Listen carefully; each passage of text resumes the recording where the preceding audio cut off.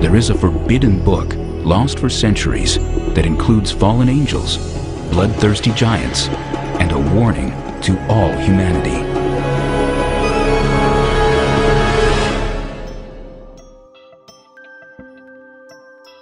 The Book of Enoch is a highly controversial and convoluted subject, enveloped in a dizzying haze of Ethiopian tradition, occultic mythology, esoteric mysticism, and uneducated assumption. The personage of Enoch himself is ambiguous at best, leading many people to conjure up wild speculations concerning who he was, where he went, and what exactly he wrote. Though the Bible reveals very little about Enoch, the writer of the book of Jude boldly quotes verbatim from one of the works ascribed to him. The argument of whether or not the book of Enoch should be canonized and included in the Bible is irrelevant. The only question we should be asking is whether or not the book of Enoch is true. Could it be that we are the generation who will be living in the day of tribulation when all the wicked and godless are to be removed? If so, then the book of Enoch, written in the dawn of humanity, is addressed to us who are living in the twilight. The Book of Enoch is, again, when scholars talk about it, they're referring to something called First Enoch. There's actually 3 books of Enoch, but the first one is the one that gets all the attention, and for good reason. It was something that circulated really widely in the intertestamental period, again, what scholars call the Second Temple period. And so it would have been a book read by Jesus and read by the apostles, the New Testament writers, and any Jew that sort of read stuff in the Second Temple period would know about Enoch and would know the contents, the storyline, and so on and so forth about this book. Now, for us, our evidence of this book only goes back to about the 3rd or 2nd century BC. It may have been the first written manuscript in terms of a prophecy that was written down and passed on, that was literally addressed to the last generation, the generation that would be living in the end. And isn't that amazing that our generation is the generation where the Book of Enoch is getting more and more popular? And this seems to be the time in which it's resurfacing, and there are proofs coming out that are pointing to the fact that indeed it is as old as we think it is. It is an ancient writing filled with divine secrets, dreams, and visions. A tour of heaven and hell, guided by the angel Uriel. The Book of Enoch is named for the man who the Holy Bible says walked with God.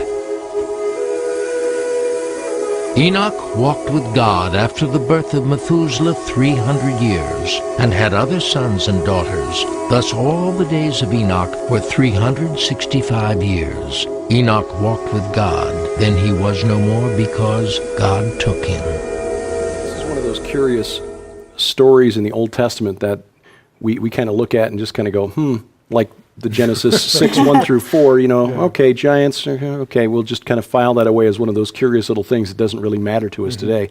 Enoch, of course, is one of 2 Old Testament, patriarchs who were brought up to heaven without dying. So just from that alone, you'd assume there was something significant about it. How important was the Book of Enoch considered to the writers who lived during the time of the New Testament? Well, the authors of the New Testament. In the academic world, scholars spend a lot of time on Enoch and its relationship to the New Testament. Because you would think, and again, I've read this in Christian books, we shouldn't even think about the Book of Enoch because the New Testament never quotes it, New Testament never bothers with it. That's just false. That's just wrong. It is quoted very clearly in 1 or 2 places, but there are dozens of allusions to the material, to the storyline in particular, in this book. And so it really leaks into some New Testament passages in fascinating ways. The one that's kind of the most obvious is when Peter and Jude write about the angels that sinned. And again, there's no other candidate for that phrase other than the Genesis 6:1-4 incident. The whole idea of, the third of the angels being swept down in a rebellion. And you get that in Revelation 12, again, the last book of the Bible. You get that in Revelation 12, but that event is cast in connection with the first coming of Jesus, the birth of the Messiah. So there's a war in heaven in connection with that. So this idea that this is primeval is largely something that comes from like Paradise Lost, Christian tradition. You don't actually have, biblical precedent for this. But Peter and Jude are writing about the angels that sin, and they use certain lines that come from Enoch, certain ideas. The angels that are kept in gloomy darkness, chained in gloomy darkness, prisoned in the abyss. Well, you don't read that in Genesis 6:1-4 or anywhere else in the Old Testament. Where you do read it is books like First Enoch in the intertestamental literature. Now, it's true that you get, again, the disembodied spirits of the giants, the immaterial version of the Rephaim in Sheol, in the underworld. You get that in the Old Testament, but some of the specific language that Peter and Jude, offer, especially when in Peter's case, he uses a verb tartarao, to be kept in Tartarus. That's a very specific allusion to the Titan story, which is the secular Greek. It's the secular Greek version of what Enoch is writing. So that's probably the most blatant example of where it's not quoted explicitly, but there are absolutely clear themes in Enoch that show up in the New Testament writings. Titanomachy would be the same as what in biblical terms? There's actually two versions of the Titanomachy in ancient Greek literature, and one of them is very close again to the Genesis 6:1-4, the Watcher story, the sin of the Watchers, and that's actually what I focus on in the book, because the specific episode where you have the sin of the Watchers, which is Enoch's language for Genesis 6:1-4, the sons of God cohabiting with the daughters of men, producing Nephilim. That episode is really dealt with in 1 Enoch 6-15. So 9 chapters, and they're all very short, so it's not a whole lot of material, but that episode is really important for New Testament writers, because in Jewish theology of the day, if you asked a Jew, hey, why is the world the mess that it is? Why is human depravity so bad? They wouldn't answer you like a Christian would today. A Christian would say, oh, that's the fall. Well, a Second Temple Jew would say, well, yeah, the fall's an issue because there we have the first, entrance of sin into God's good world. But the real culprits here are the Watchers, because in the Watcher's story, and also it's true in the story that's behind Genesis 6 from Mesopotamia, that the writer of Enoch knew, what the real problem is when the Watchers sin like this, they also teach humanity lots of things that corrupt humanity. And so if you asked a Jew, hey, why are people so bad? What's up with depravity? They would say, well, it kind of got started with the garden, but the real impact is the sin of the Watchers. And so you have that idea, kind of the proliferation of evil being laid at the feet of the Watchers. That idea is picked up in several passages in the New Testament that you'd never really know. It's kind of lurking under the surface, unless you kind of knew what you were looking for. If you had read Enoch, you'd know that. Not just the Titan story, but also gets into Prometheus. Yeah. The whole. I mean, there are some pretty interesting counterparts picked up on in the quote Greek mythology, or the Greek stuff that isn't related to the Bible, isn't a translation of the Bible, that kind of thing.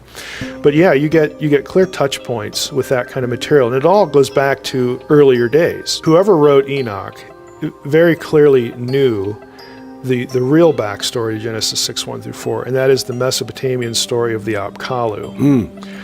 Because there are things in Mesopotamian literature in those stories that show up also in Enoch. So again, it's very clear that whoever wrote that knew not only the Old Testament, Genesis 6:1-4, but also knew the more ancient backstory that Genesis 6:1-4 was responding to. Again, sort of shooting theologically at some specific points of Mesopotamian religion. So whoever wrote Enoch knew all that stuff and puts it all together in their work, and then Peter and Jude and other New Testament writers, dip into it either quotation-wise or allusion-wise. And so you actually get, it sounds really odd, but you actually get in a Jewish work from the time of Jesus, you get preserved the original context for why Genesis 6:1-4 is even in the Bible. This version of the fall of the angels was very popular in its day and maintained popularity for centuries to come.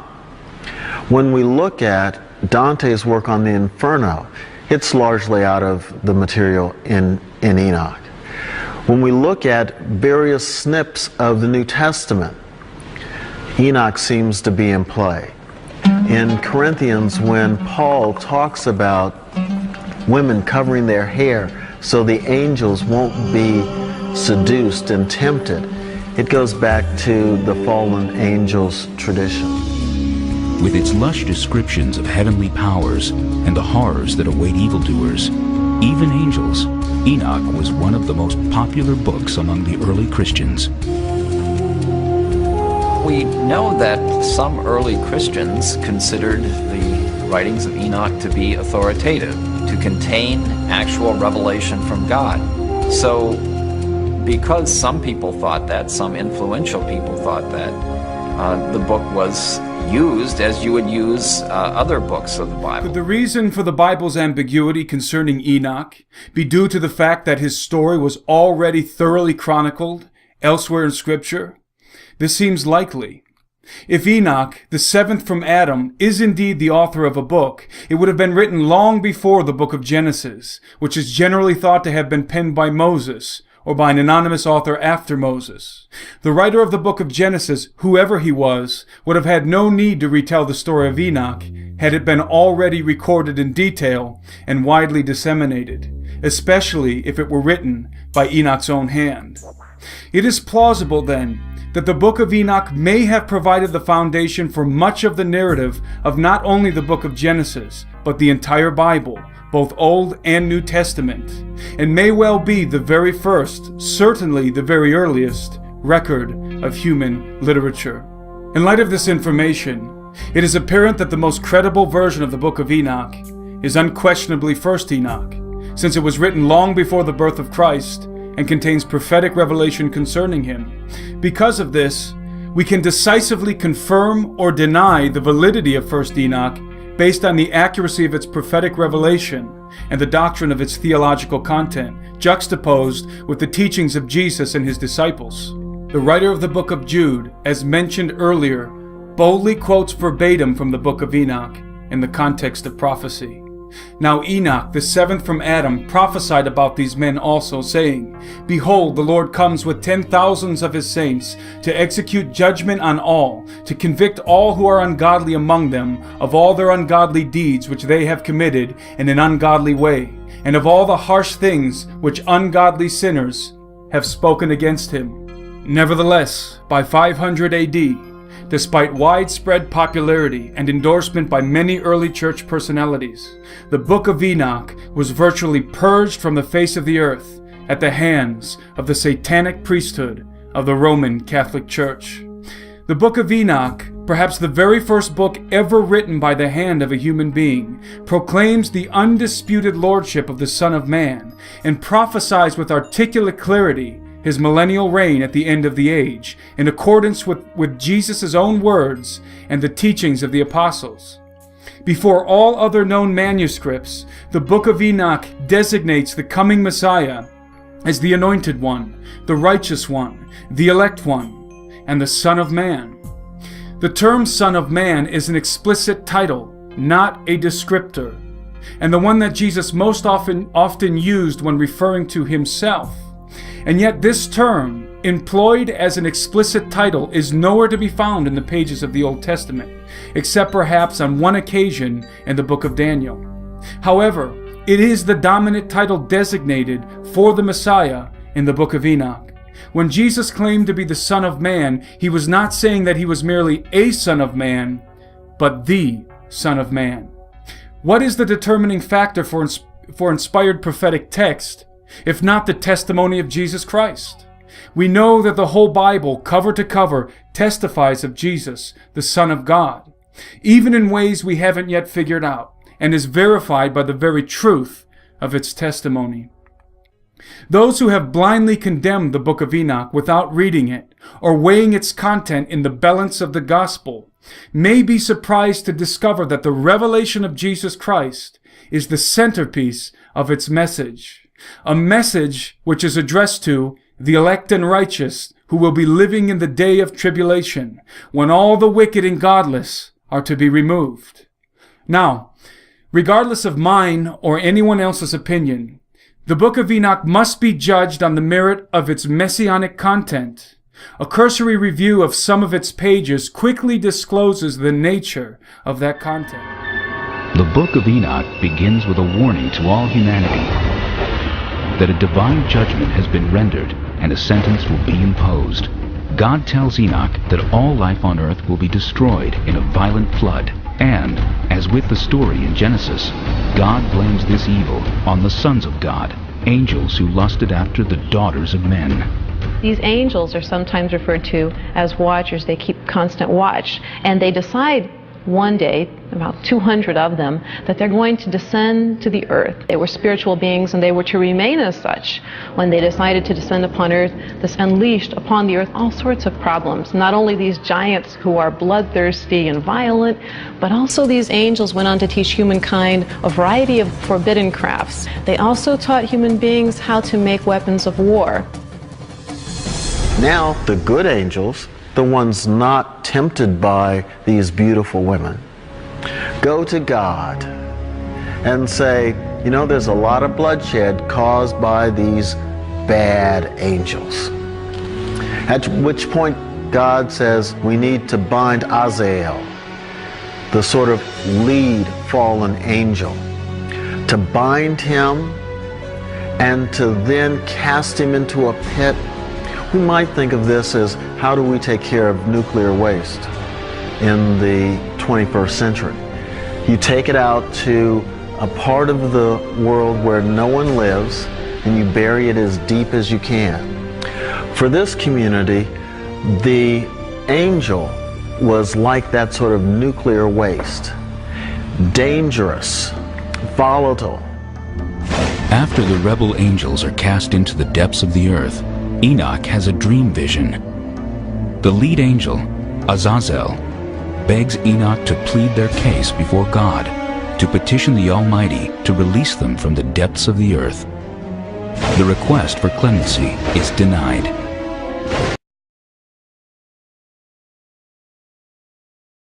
The cover-up has always been to keep this biblically relevant topic out of the minds of the people, so at an appropriate time in the future, they can claim whatever they want to claim, and they'll claim anything and everything apart from the true biblical origin of giants.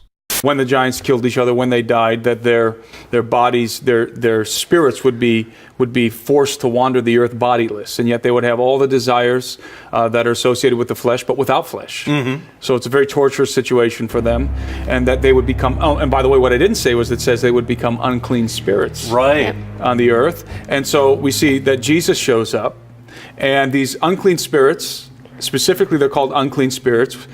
They recognized him immediately. Mm-hmm. They recognized him because part of their judgment was that at some point in time, at the end of the age, they would be judged. Mm-hmm. That the day of their judgment was pending. And so when Jesus showed up, they recognized the judge. Mm-hmm.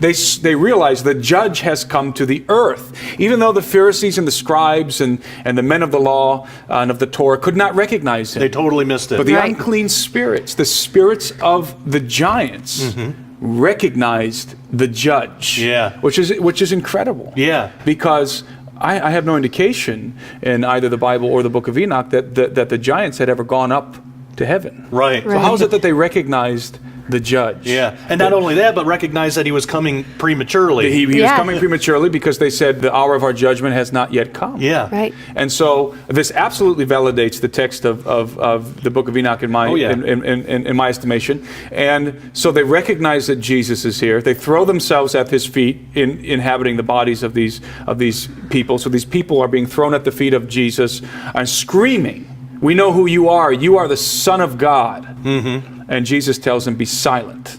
And I believe in one case he says, "Don't say that. Don't tell people that." Yeah. And because it wasn't to be the testimony of demons that declared who he was. That's right. And even though they knew who he was, they knew. Even though the people doubted, the unclean spirits knew. And these are very arcane, ancient entities. Yeah. Pre-flood entities that recognized the Son of God. And so he had complete authority over them, obviously. And so that, I think that's very interesting to see the line of these unclean spirits, the continuation of them, all the way from the pre-flood context, all the way to Jesus is here. The great judge has come. Yeah. And that also testifies to the fact that they didn't know that he would come and die. Right.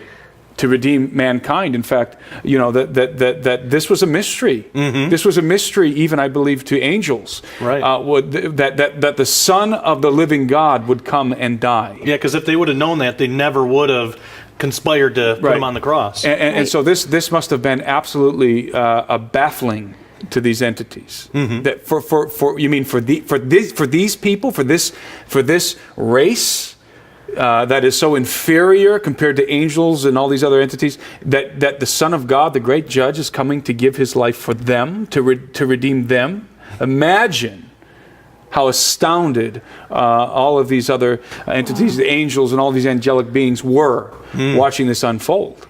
Yeah. And the good guys, so to speak, and the bad guys. Yeah. Watching the gospel literally unfold for us. Isn't that amazing? And yet so many of us believers, we take it for granted. Yeah, that's true. And so it's really amazing that here, the judge is here. Wait a minute. It's not time yet. Based on what? Based on what scripture are these unclean spirits saying this? Yeah, exactly. Based on the book of Enoch.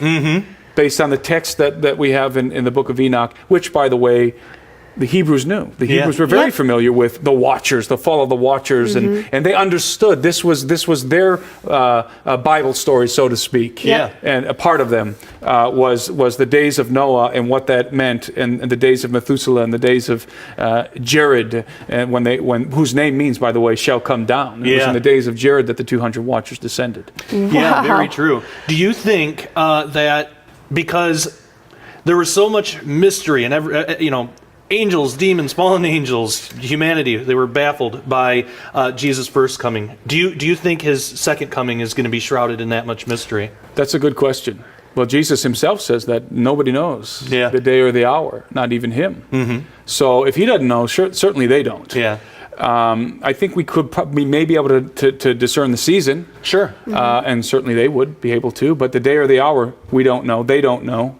And I don't think there's any angel in heaven that knows the day or the hour. So certainly there isn't any demonic force that would know. I think that they will have an idea of when we're entering into that season based on the things that Jesus tells us in Matthew 24 and the things that are laid out in the book of Revelation. I think we all have, unfortunately, kind of a Sunday school paradigm that we struggle with our entire lives, especially as we're maturing in our understanding of the scriptures. But we're always fighting this very simplistic Sunday school paradigm, is the way that I refer to it. Things are very black and white.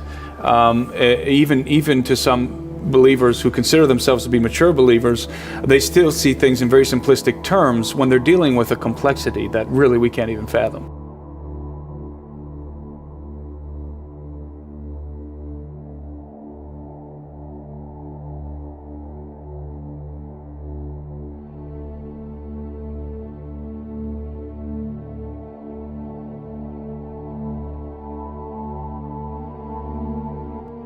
Subject, enveloped in a dizzying haze of Ethiopian tradition, occultic mythology, esoteric mysticism, and uneducated assumption.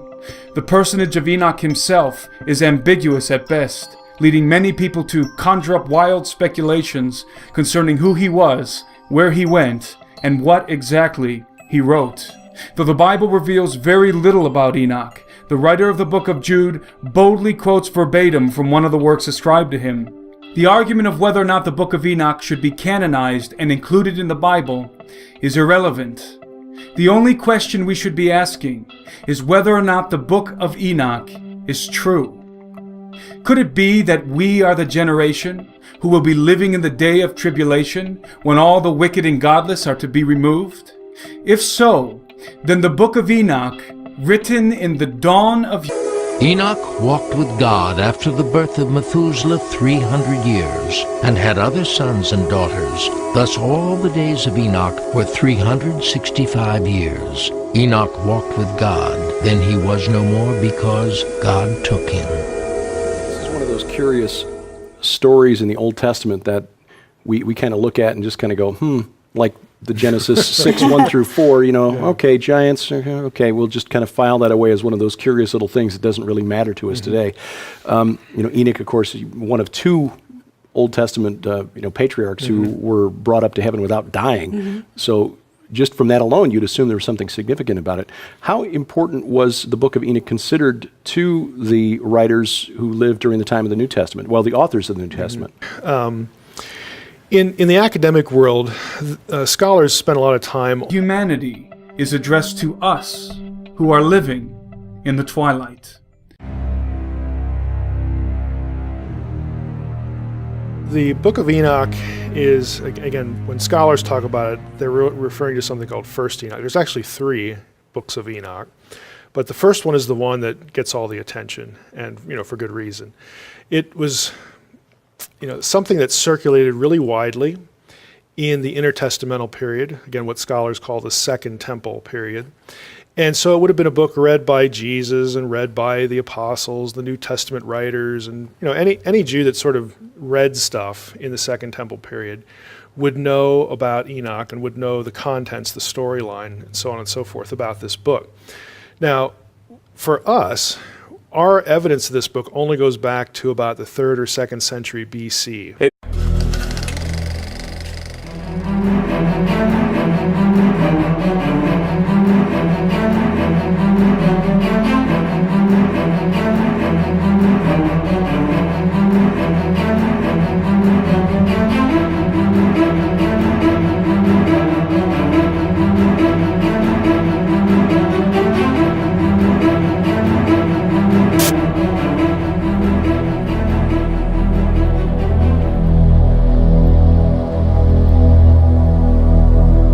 There is a forbidden book, lost for centuries, that includes fallen angels, bloodthirsty giants, and a warning to all humanity.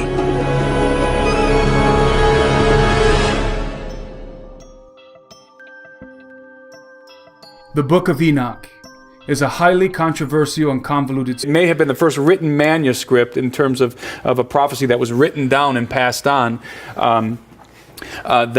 that was literally addressed to the last generation, the generation that will be living in the end. And isn't that amazing that our generation is the generation where the Book of Enoch's getting more and more popular? And this seems to be the time in which it's resurfacing, and there are proofs coming out that are pointing to the fact that indeed it is as old as we think it is. It is an ancient writing filled with divine secrets, dreams, and visions. A tour of heaven and hell, guided by the angel Uriel. The Book of Enoch is named for the man who the Holy Bible says walked with God.